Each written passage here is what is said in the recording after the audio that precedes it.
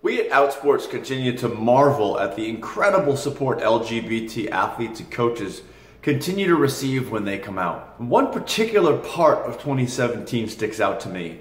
We ran our list today of 180 different people all around the world associated with sports who came out publicly last year, more than any other year. What's interesting is at the beginning of the year, people told me that that number was going to go down from the previous year because of Donald Trump.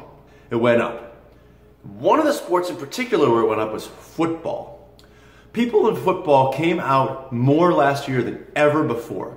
In high school, college, Ryan O'Callaghan, the former NFL player. And I was looking through the list of the players who came out. The current players who came out in high school and college. Where were they? Texas, Arizona, Kansas, Missouri, Ohio, Iowa, Indiana. States that voted for Donald Trump.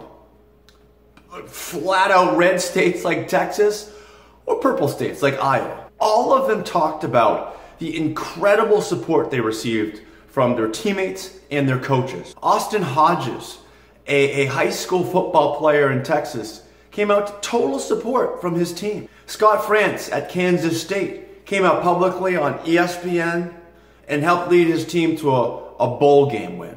All of these men received support. And it continues to frustrate me to hear people in our community, leaders, talk about how kids need to be afraid. They need to be afraid if they live in a red state. They need to be afraid if they play in a sport like football.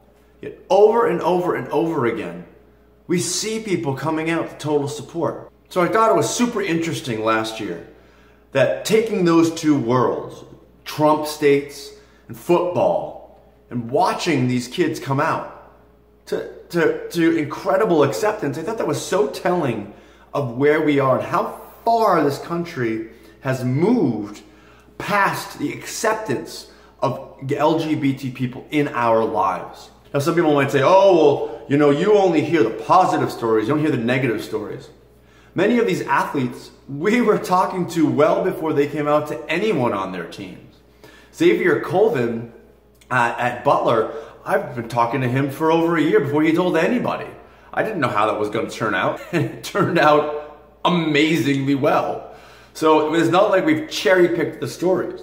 I don't know of a single negative story, people that I'm working with privately or people who have come out publicly in football who've had a negative experience. So I hope in this next year we can really shift the conversation around where we live and what sport we live in. And instead of telling people they need to be afraid of coming out and afraid of the people around them, that they can actually be who they are and be accepted no matter where they are.